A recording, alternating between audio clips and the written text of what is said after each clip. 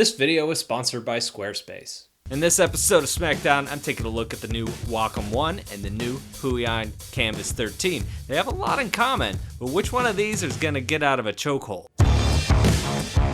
Hello, my name is Brad and I review tech for creative professionals, illustrators, designers, gangs of monkeys fighting in the street. That was not on my Apocalypse bingo card. At CES this year, Wacom and Huion both showed off new 13-inch pen displays. Basically, fancy monitors you can plug into your computer and draw on using their pressure-sensitive pens that they come with. These two devices are incredibly similar, not just in size, but in the features they've added to them. Specifically, their ability to be used with Android phone and tablets. They are so similar, in fact, that we need to have a Smackdown. Let's go. Head to head, they both have 13.3-inch displays. The resolution on both of these is full HD, 1920 pixels by 1080 pixels. The width, the height, the thickness, they vary a little bit, but they're pretty close. The weight is 2.2 pounds for the Wacom versus the 2.16 pounds for the Huion, so roughly the same. Color profiles are a little harder to judge because they're listing these at different standards, but we've got Wacom at an NTSC 72% color range and the Huion at a 120 sRGB range. You would think that 120 is better than 72, but really these are pretty comparable. Pen pressure of the Wacom is 4,096 levels. The pen pressure of the Huion is 8,192 levels. Both of these pens have 60 degrees of pen rotation, and both screens have a 1,000:1 contrast ratio. So all in all, these devices are very similar, but they have some differences. Let's get to those.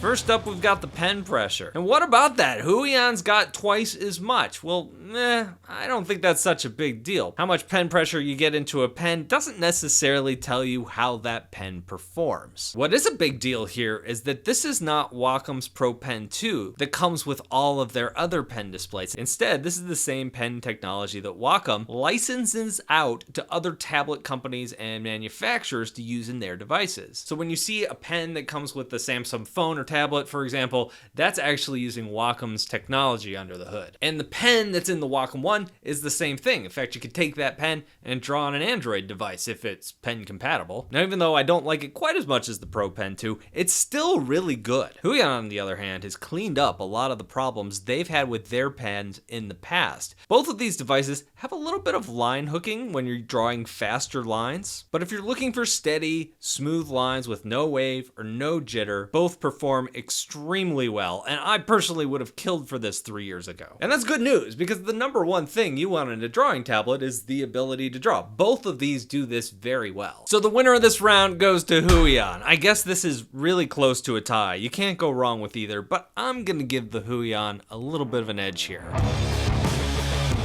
The other big difference between these is something called screen lamination. Biggest difference in the experience here you're gonna get in these devices is that the Huion 13 comes with a laminated screen and the Wacom One does not. What Huion's doing here is reducing the amount of space between the glass and the screen below it. There's usually a little bit of an air gap there, and they are reducing that gap. When your pen hits the glass above the screen, there's gonna be no gap between where your pen tip is and where that cursor appears below it. This is a really nice upgrade. It does make the Huion feel more like a modern device, and overall, it makes the pen feel more accurate when you're drawing. And these days, we're all used to looking at our phones, and most phones made in the last 4 or 5 years have these kind of laminated displays. There isn't a big gap of air between the glass and the screen below it. So this feels so much more modern. So this was an easy one. The winner of this round is Huion. Now, before I get too deep, I want to thank today's sponsor, Squarespace. From websites to online stores to marketing tools and analytics, Squarespace is the all-in-one platform to build a beautiful online presence and run your business. I keep finding new features every time I look under the hood. There's an entire section that lets you add online booking and scheduling for your classes or sessions. It integrates right into Squarespace's websites. Client can easily see your availability and reschedule if they need to, taking the hassle out of coordinating calendars. Check out squarespace.com for a free trial, and when you're ready to launch, go to squarespace.com/BradColbo to save 10% on your first purchase of a website or domain.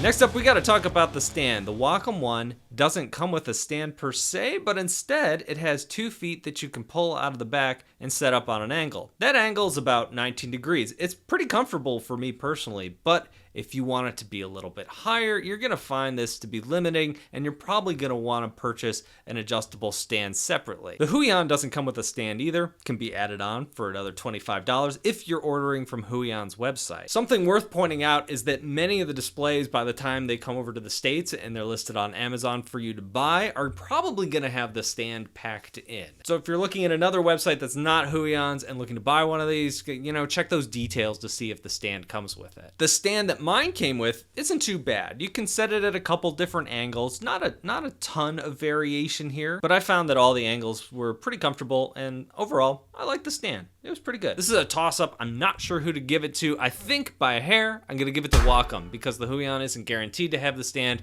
whereas the Wacom will always have the feet.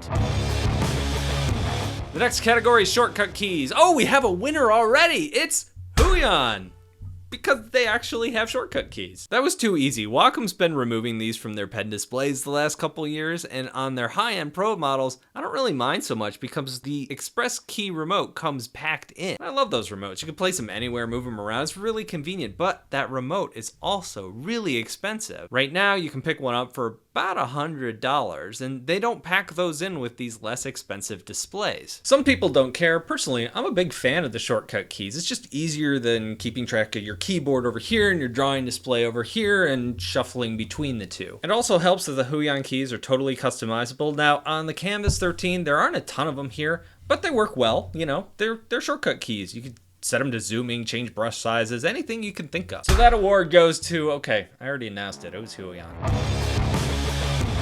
The connection. Both of these come with combo cables for connecting to your computer, and these cables both work well. So why are you bringing it up, Brad? Why are you bringing it up? Because the new Kamvas 13 supports USB-C and the Wacom One doesn't. However, I need to put an asterisk by all of this. I talked about my connection woes in my Huion 13 review video.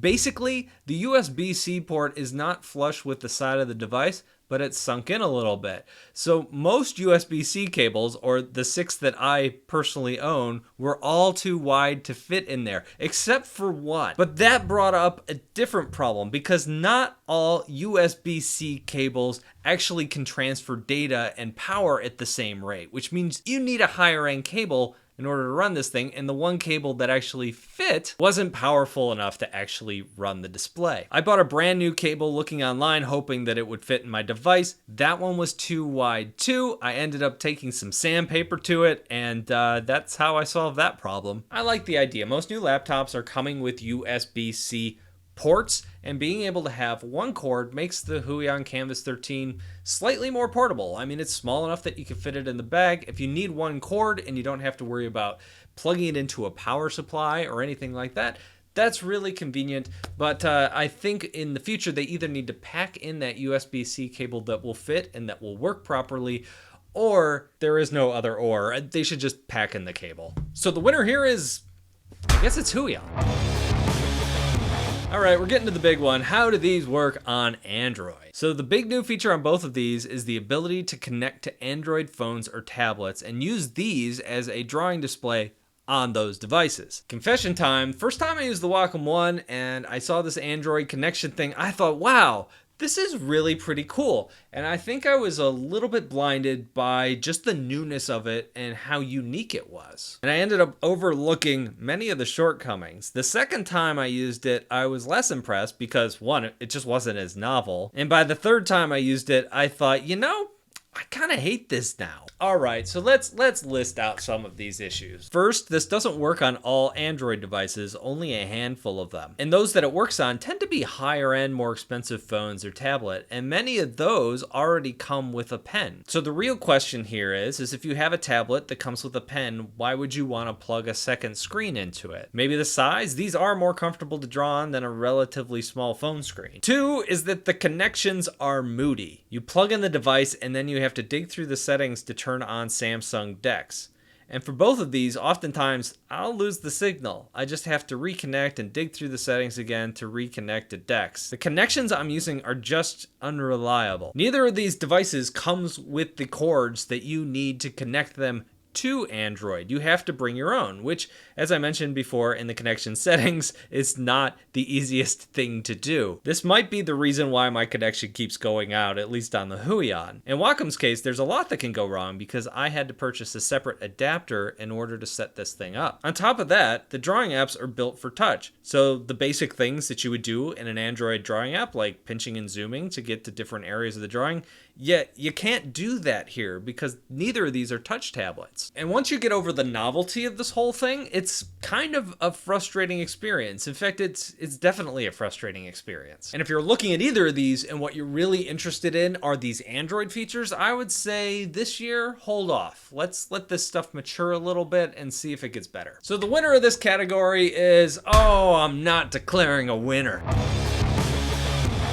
One more thing to talk about here. This category is price. This is easy to see. Oftentimes Wacom devices can make the case that you're getting more for your money. Maybe you're getting a better pen, maybe a higher resolution screen, maybe some Bluetooth features. But here we have a Huion device that's very comparable and in some ways better. Maybe Wacom could make the case that it's a more established, well-known brand, but the prices still would be well off. If you're charging $25 or $50 more, I think you can make that case. But right now, if you bought the Huion with a stand, you would still have enough money left over to buy a stand, a Wacom Express Key remote, and one of those water bottle thingies that rabbits and gerbils drink from. So the winner for this round goes to Huion. All right, it's time to declare the overall winner of this Smackdown. I'm giving it to Huion.